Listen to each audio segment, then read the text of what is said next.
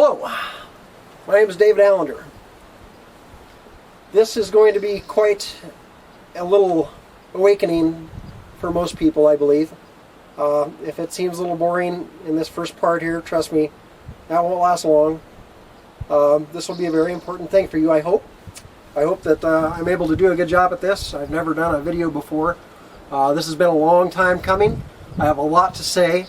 Many people have asked that I do this, and for whatever reason, just am now getting around to it.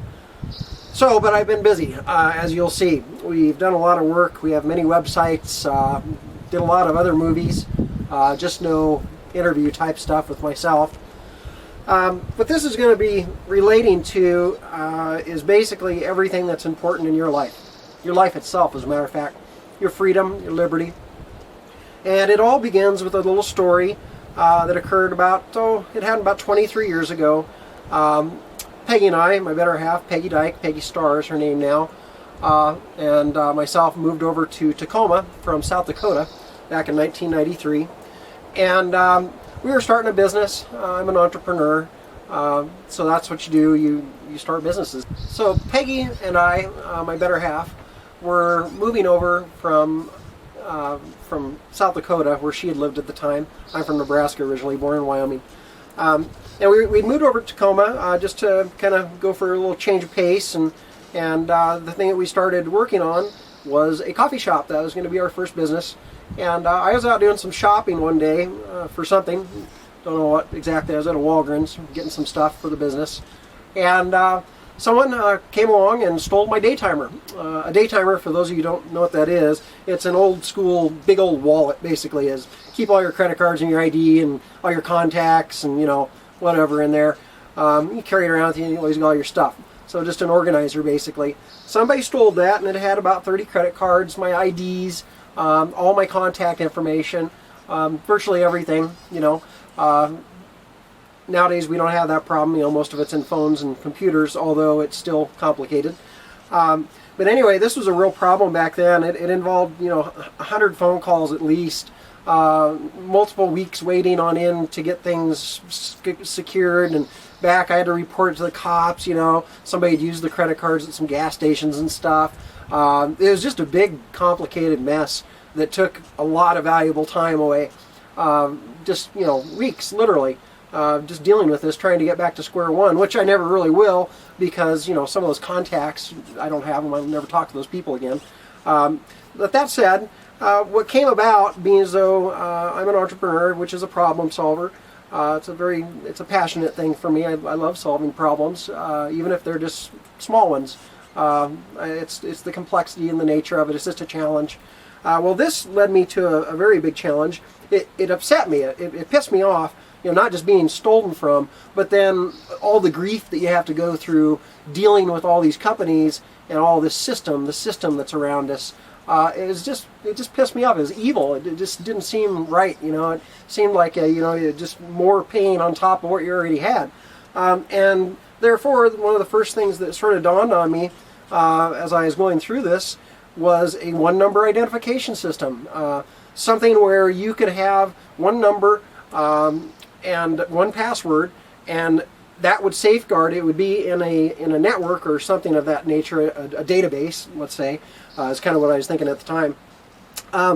And you would have access to it, and only you would be able to see all of your important stuff. So that would include, you know, everything: your address, all your phone numbers, your business address, your bank accounts, your credit card numbers, just everything that you have that you may or may not want to have secret would be secret. You would be the only one that would see it, not even the government, unless of course, you know, we had a good government, then that might be okay. But since we don't, it's probably not a good idea. That's why nobody likes sharing stuff anymore. But this one number ID is basically an idea that I had, and I liked it so much. It just absolutely engulfed me. I couldn't think about anything else. Even working on the coffee shop was real difficult in the coming years because I was still so excited about this idea. And that said, I went ahead and started securing some domain names for it. Actually, in the upwards number of maybe around 500. And if you don't know anything about domain names, it was kind of a big deal because back then they were still kind of available. A lot of names, a lot of good names were still available. Now they're not. Anybody that goes out tries to find a domain name will find that out, that it's real tough to get what you want because of squatters. They buy them and they hold on to them, and then they charge people a whole bunch of money for them. It's just a racket. It's a scam. But anyway, so I felt that it was necessary at that time. I was compelled to go ahead and register, get a bunch of our trade names, which would in turn be domain names for this new world of the web that was coming on at the time. And so that's what I did. And I've set on those domain names, paid their fees every year for 23 years now, plus. And it adds up to a lot of money, 80, 90 grand, 100 grand, I don't know, something like that. In that neighborhood, really, is what I've spent on these things. And folks, I'm not a rich guy. I'm not made of money or nothing like that. I'm not really even all that enthused about money. I like to have enough to get by, but usually that was enough. I just like to be secure like anyone. That said, I was really driven to hold on to these names over those years, and to keep it in the back of my head, and to keep thinking about this thing, how it could work, how we could replace all this complexity in our lives, and just have one number. It evolved, though, immediately into actually a name, because of the fact that human beings really can't remember more than 9 digits. I think maybe 10. It's sort of the max. That's why our phone numbers are the length they are and such. Social Security number and everything. It's because we can't remember too many more. But that obviously wouldn't work if everyone was going to have a unique name. We would have to have much more than 9 digits in these things. So therefore, I decided to make it to where it could be 4 digits up to, I want to say 26 was the number. I can't remember now. I think this is 5 years ago when I actually designed the network and made these decisions, some of these numbers and stuff. So that's why I'm not remembering it right away. And there's a lot going on with this too. I don't want to say it's complex, but it is. I mean, it's deep. It's all reaching. So it's not going to be something that's super simple on the inside of it. On the outside, it's very simple. One number, one name. So this name now, since we can remember names, we can make up a name and say, Bob the Scissors or something, and there's going to be your name for the rest of your life. You choose it. It'll be unique. No one else will have it. And it's yours forever. And it's going to be what everybody uses to contact you, whether it would be via phone, so they call you, and how they do that is they say Bob the Scissors, and they spell it out on the phone. So Bob the Scissors with the number pad. So that's how you can enter someone's name into a phone, and you wouldn't have to do that every time, just once obviously, and then store it. But that's how you could get a hold of Bob. You could just press his number or his number name into your phone, have it speed dialed, and it would call him, and it would reach him wherever he's at, and it would also be on his terms. So in other words, not everyone can call Bob wherever they want, but those who are closer to him can get a hold of him anytime. It'll ring to his choice of whatever phone he wants. If he wants to have certain people get a hold of him anytime and all the time, he can say that. You set it up in there like that. But that's just communications. There's more to this than just communications. When you're talking about your identification, you have to get into everything that's related to it. That means your social security number, your driver's license, your bank accounts, all of your phone numbers, your addresses, everything, all of your stuff that you use to organize your life and to purchase and to live. It can all be done with one number and one password and one name. So that's what I actually termed as a number name. Okay, so that was a good trademark. We got that one. We got numbername.com, and we got the plurals and stuff. We got all the different ones, the orgs and everything. But that was a really good one for me, is that number name really makes sense. That was the fitting trademark for this whole thing. And number names are part of the system that we call unified numbering.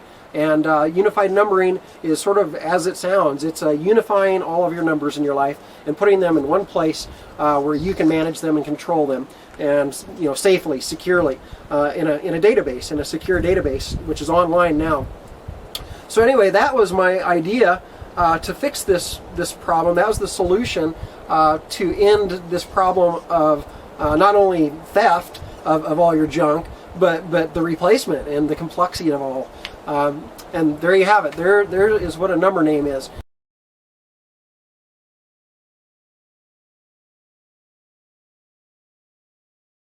Now, this next part is where it gets a little bit more interesting. In case that was a little boring, sorry, but it'll pick up pace pretty good for you here, I think. Number name just so happens to be something that is mentioned not only in the Bible, but also in a couple other places. But in the Bible, let me just go and grab my Bible real quick so I can read that to you.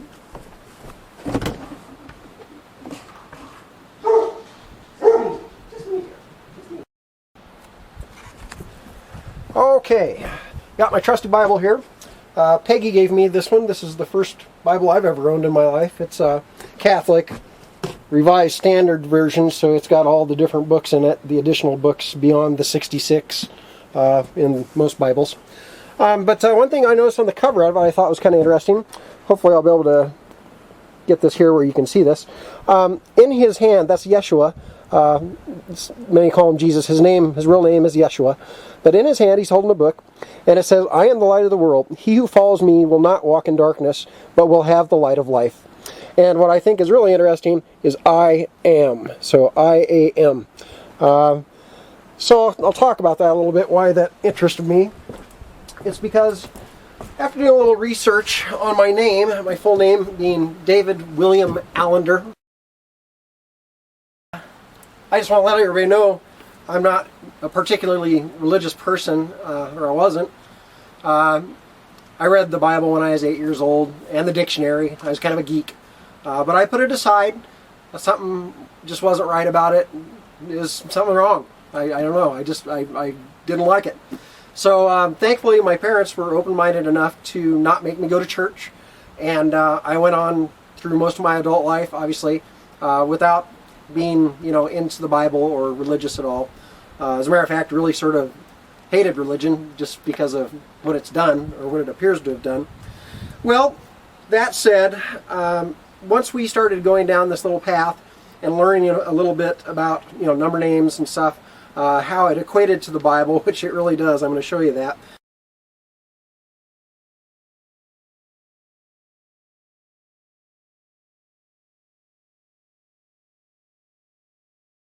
Now, I don't want anybody to think this is egotism or anything like that. I'm not even comfortable talking about me. I guess that's probably why I haven't made this video after 5 years, finally getting around to it. I'm sort of a private person. I don't know. I don't need the limelight or the stage or anything. So anyway, just try to keep that in mind. If I ever sound egotistical or anything like that, or if it ever sounds like this is all about me, it's not about me at all. I can't even tell you. It's not about me at all. This is much bigger. Well, I found out that David means Wahid, or is pronounced as Wahid, and it means the one. Then we have my middle name, which is Will I Am. I am. Will I Am. And my last name in these end times is Allender. So you can see why that kind of intrigued me. It's just something, a little odd, and something maybe check out a little bit, dig into a little bit. Well, sure enough, we did just that. And recently, like within the last year or so, is when most of it's really unfolded.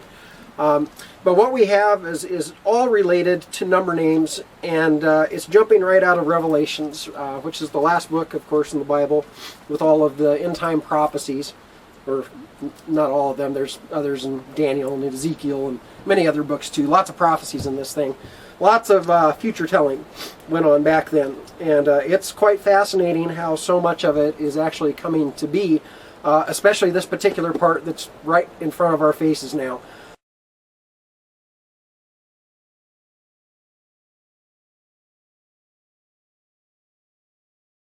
This should be very interesting for you. It certainly was for me, obviously. But Revelations 13:16 says, also, and now it's talking about the beast.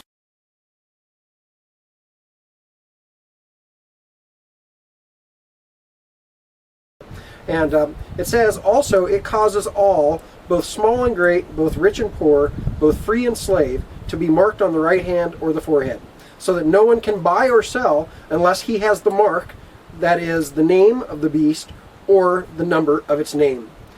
Okay, so right there, the name of the beast or the number of its name. So we've got a pretty good little inkling of number name there. That domain name, those trade names that I figured out 23 years ago that I was compelled to buy and sit on and pay for over all these years without being used.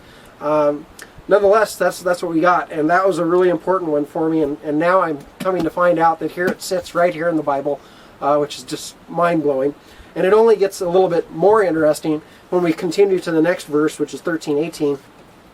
This calls for wisdom. Let him who has understanding reckon the number of the beast.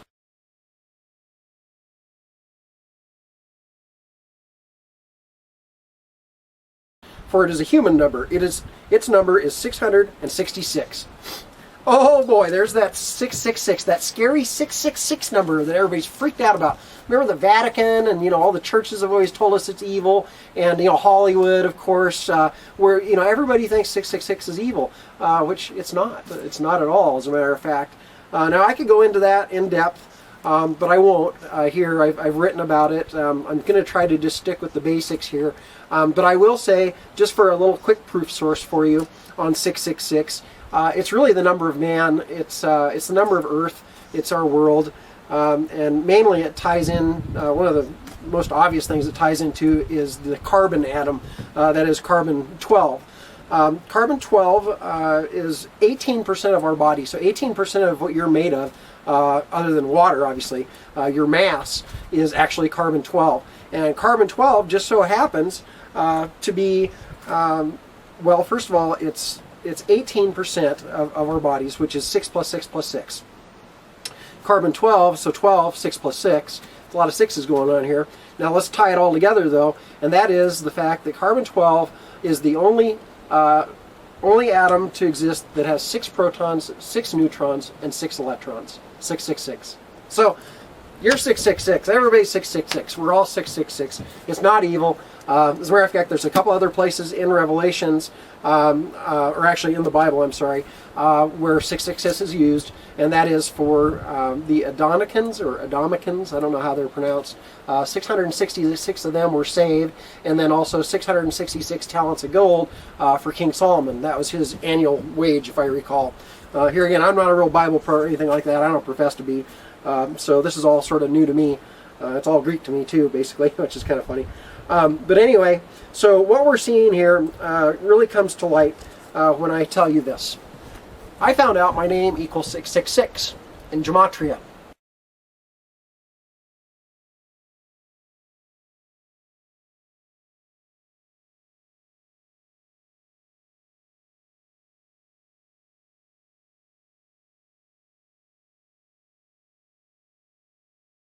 Gematria is the numbering of letters, and it's done in every language. You can do it with any language.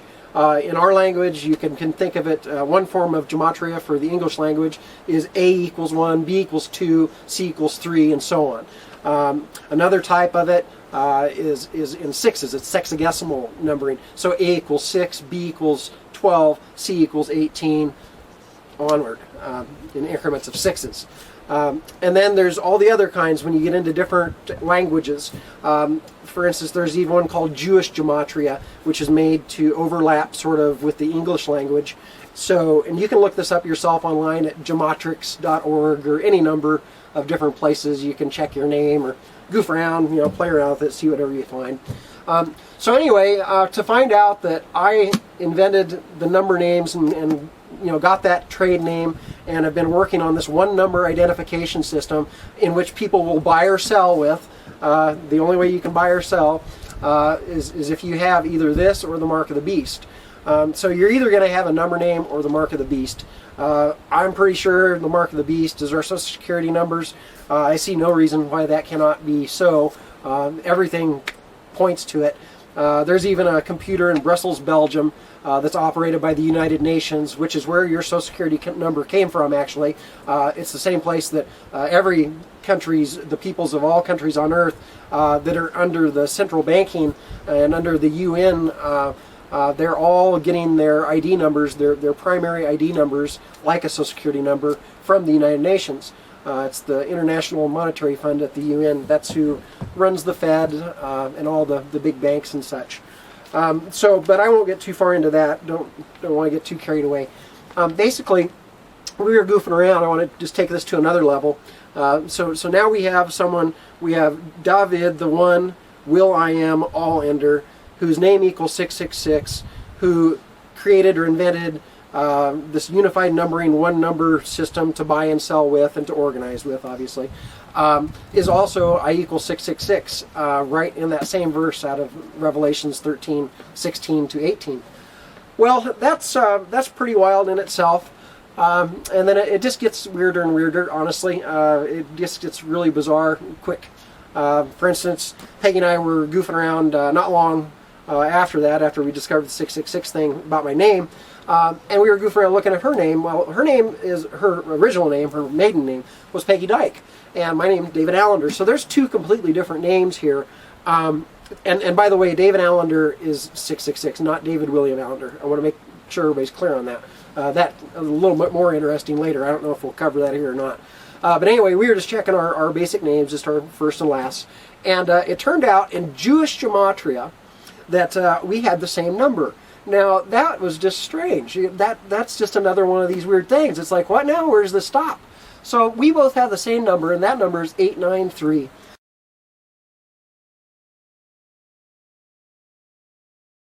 Well, if it wouldn't have been for my having wrote a newsletter from the Goyim Gazette several years ago, that issue number 116, or I called it 666, was all about 666, and you can read it. It's online. It's free. Everybody can read all this stuff for free online. Here again, this isn't about making money or anything like that. So anyway, you'll find out that 666 is very, very much entwined into our world, and that the Vatican and Hollywood and our government and schools and everybody have basically propagandized us into oblivion on this 666 stuff. But 893 was very interesting in the fact that I knew from having written that book several years prior, I knew that that number meant something. And it took me about a month or two for it to come to me, but it did. And what it is 8 times 9 out of the 893. 8 times 9 is 72, and 72 times 3, 893, 72 times 3 is 216. Well, 216 is 6 times 6 times 6. So, okay, so now we've got a real clue here. Now Peggy and I we're receiving this message loud and clear now. So this is beyond coincidence here now. We're battling. We're so-called conspiracy theorists. We're really conspiracy realists. We're factual truth finders, what we are. But nonetheless, when you look into this and you start seeing all of the involvement of what can only be described as a supernatural force that's behind this, and pretty much my entire life, as you'll find out if you read like issue 119 of the Goyim Gazette.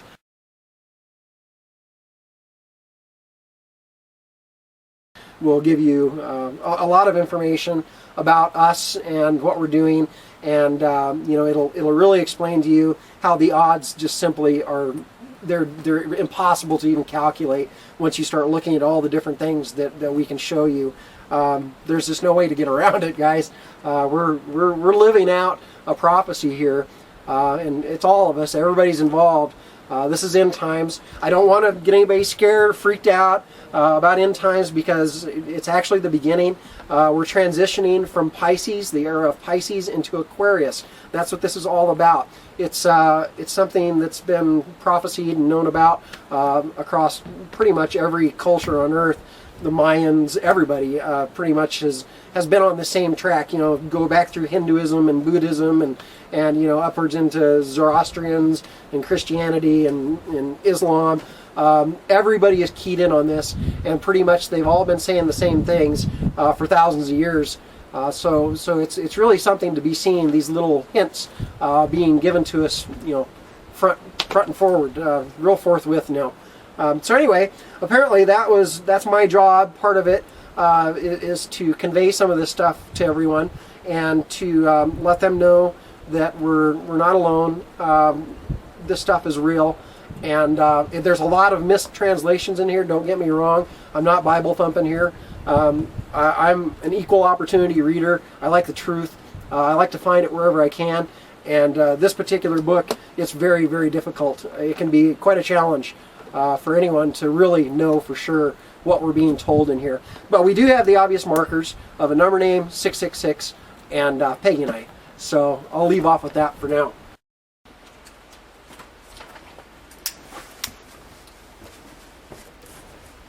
Okay, as you can see, I have had to change my filming location. It's getting a little hot on the front deck there, so I'm now at the back. By the way, I'm doing this at my house here in Lake Chelan, Washington. Beautiful mountains around me. We're tucked up in the hills up here, pretty much all by ourselves, and that's a good thing for the most part, with the exception of what happened to us. Now, I'm not going to go into any more of the specifics about the coincidental natures or the supernatural stuff and the 666 and all that. So anyway, getting into this stuff, leaving off what you're going to read. I don't want to be repetitive here, so there's no point. But I am going to kind of tell you my story real briefly, our story, Peggy and I. After we came over to Tacoma and did all that, we actually moved over here to Lake Chelan back in 2005, and we bought this piece of property. It's a big piece of property, more than we ever should have bought, 346 acres. But it was just a good deal, and we were pretty much forced to do it. Couldn't say no. So anyway, here we are. But as getting into it, after we got our house built and we're ready to get back to work, we were going to actually be building some pickup campers, little telescoping pickup campers. It was something that I had designed and we were ready to do. We built the garage down below here for it with 16-foot ceilings and big doors and stuff so we can get in and out. But that didn't go over too well because of the housing crisis, of course, that occurred back in 2008, which is when this was. All of the camper manufacturers and RV manufacturers were in peril. I think we lost about 70% of them, went bankrupt, and just the economy was so bad. So we couldn't do that anymore. So we were kind of pushed in this direction to go ahead and start working on unified numbering in earnest for the first time in a very long time in our lives, really. 23 years we've been sitting on this idea and just kind of churning in our minds how it might work and stuff. Well, this is when things really took a turn. We had come home one day to find on my answering machine and my messages a message from Judge Napolitano. He's a newscaster from Fox News. Many will know of him. I personally didn't watch much Fox News or anything really. We were pretty well disconnected from politics and religion, like I've said. But what we did know is that for some reason, this person had left a voicemail, random, on my message or on my phone. And he was going off on quite a nice rant, a very good rant, one of the better ones I've ever heard, about the loss of our constitutional rights. And I didn't know anything about it, honestly, very little. And it took me by surprise just listening to this message. And it is weird, why did this guy leave a message on my phone? I don't know him. I still don't know. I don't have those answers. But where it sent me is what's important. And what that is it sent me on a fact-finding mission. I wanted to see if what he was saying was true because it sounded quite frightening, losing all of our rights and seeing America slip away and democracy be gone and all that good stuff, bad stuff. So anyway, I did that, and the internet's great. It's a good research tool. There's a lot of disinformation out there, obviously, but there is truth, and it's just a matter of finding it. Well, it turns out that Judge Napolitano did find it, and what he was saying was all true. Everything is in bad shape. We're on the way out. If we don't do something now, and I mean all of us, I'm here doing what I'm doing, but everybody's got their part. Everyone has to be involved in this, even children. If you're old enough to comprehend what's going on in any of these, anything, if you can comprehend it, I'm of the persuasion that believes everybody should know it. if I was a kid going back looking when I was 10 years old, I would have wanted to know, and I think pretty much any kid would.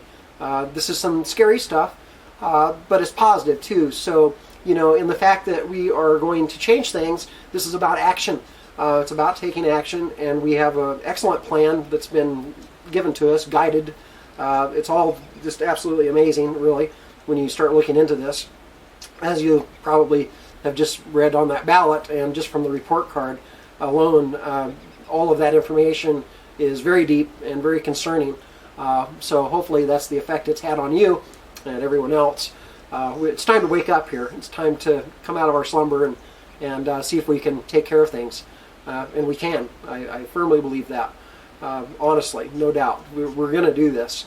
The only matter left at hand is who's going to come along and who's not.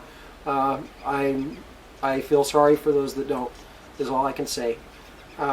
It's very important. So anyway, that's what we're here to do. We'll be talking about the group in depth in the Goyim Gazette. But for now, I just want to share this last little story. And it is about, after finding out that Judge Napolitano was indeed telling the truth and was reporting some very disturbing facts, I continued. And this truthing thing, this rabbit hole is so deep. It is so vast. It's a haystack, and you literally are looking for a needle. That's what finding these truths, and they're just one at a time, just little truths here and there, and some are big. But finding them, it's very difficult. Anyone that doesn't have the time to dedicate to it, and I mean full time, what Peggy and I have done, we work at least 60, 70 hours a week, year round. We haven't taken but a couple short vacations in the last 7 or 8 years. We've dedicated our lives to this. Everything that we own, everything. We've given everything to this.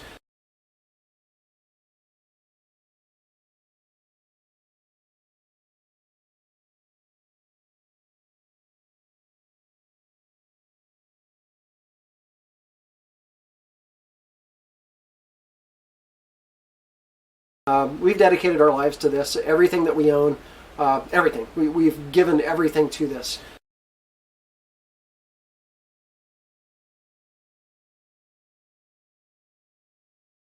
We saw the problem and we reacted because it's a big problem, and again, I like solving problems. So evidently that's what my job was, and I think you'll be pretty impressed once you start looking into things.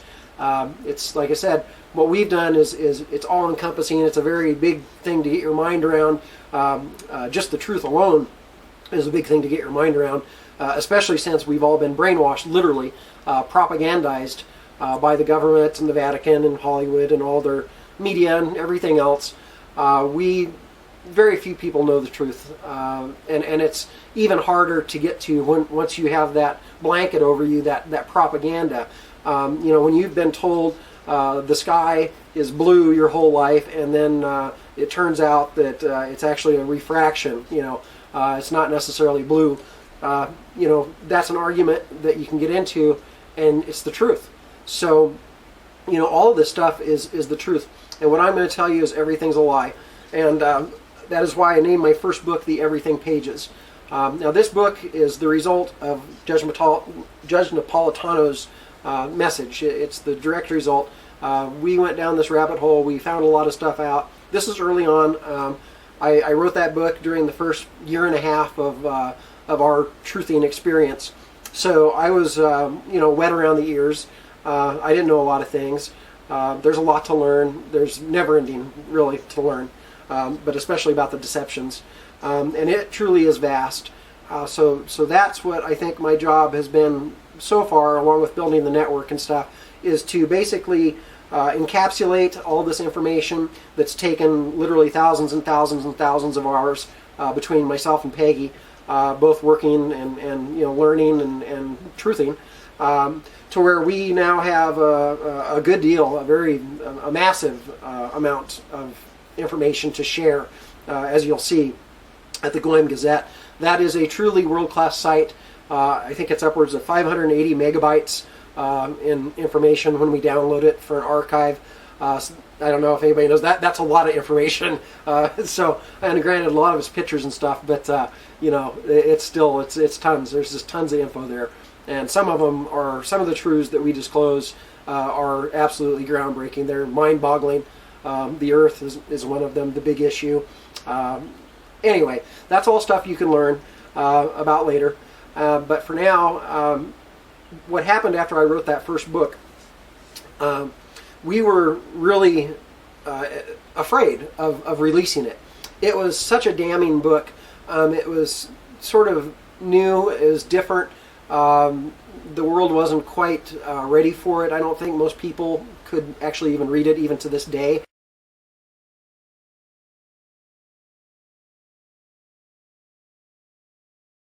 Most people could actually even read it even to this day without just sort of being lost because the haystack and the lies, the deceptions are that massive. It's everything.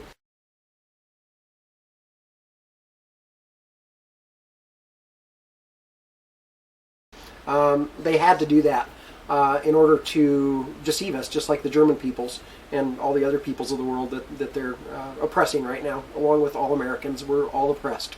So anyway, I released that book online when we got the guts to do it finally, and we did it just after 12/21/12.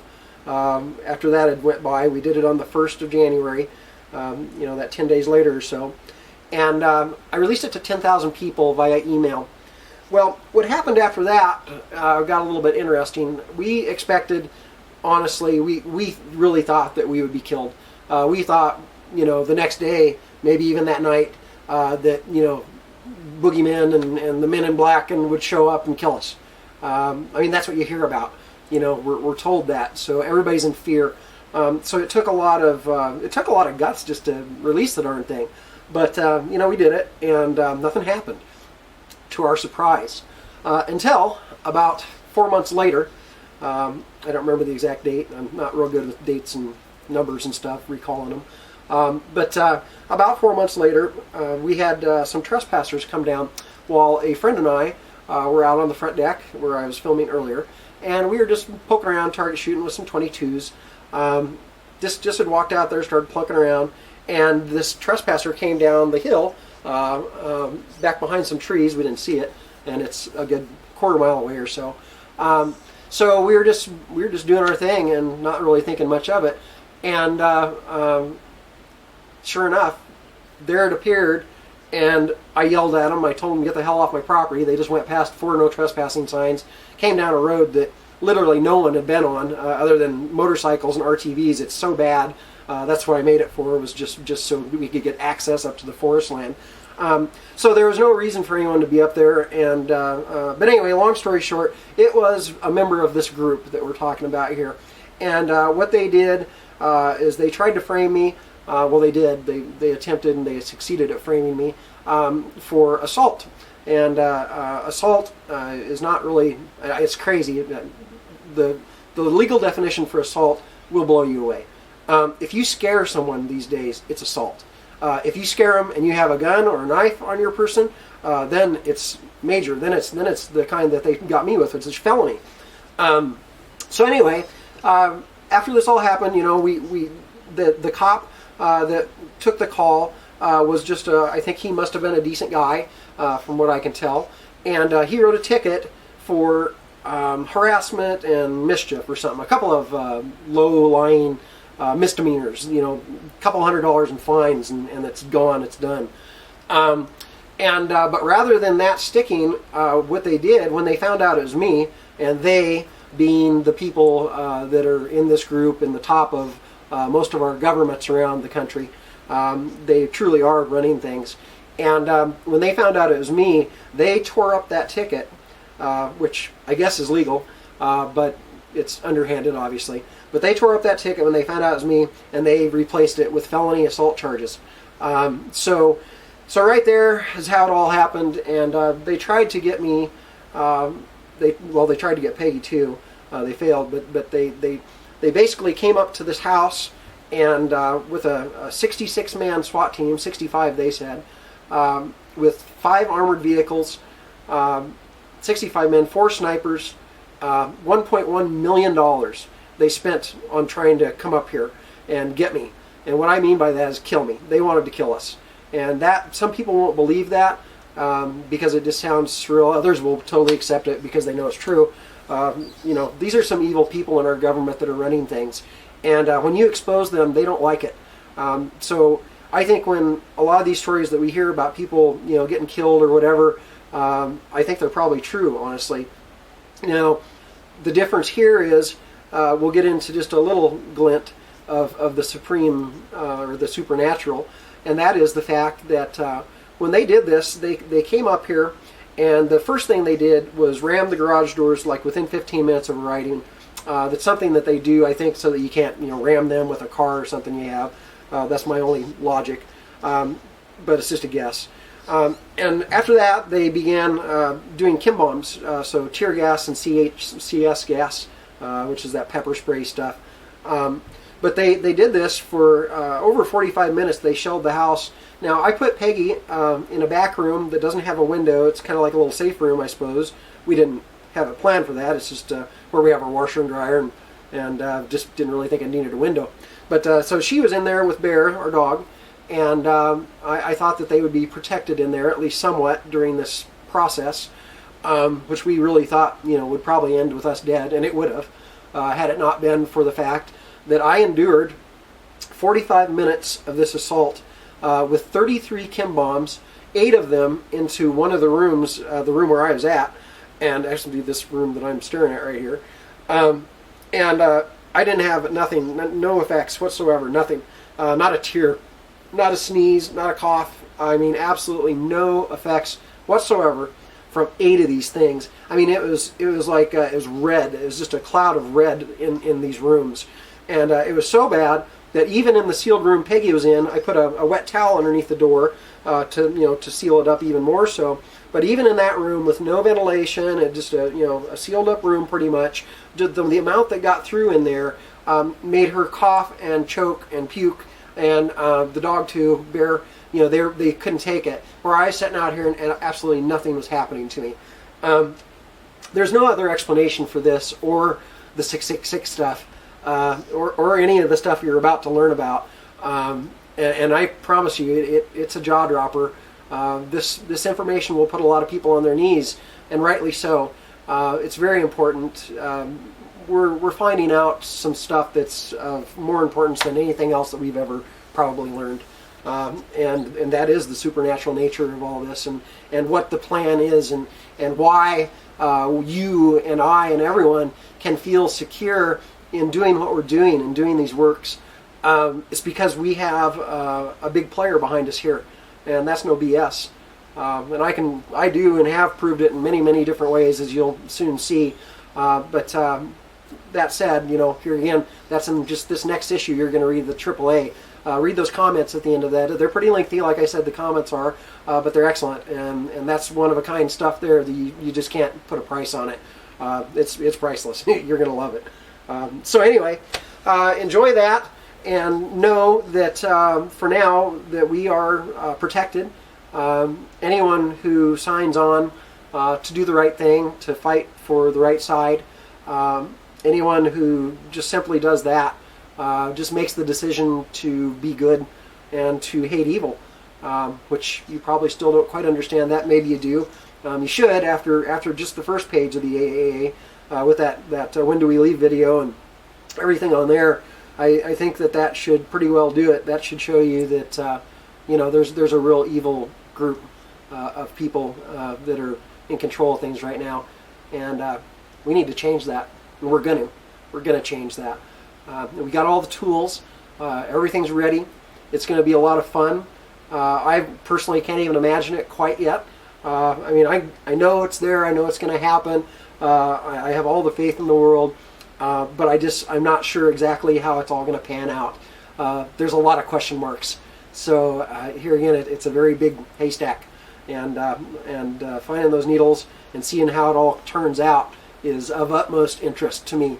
It's going to be great, and that's the one thing I'm being told over and over. Just hang in there and do your job, do your thing, You're in this together with everyone. It's all of us against them. We outnumber them, and they're evil, we're good. I don't think it gets any simpler than that.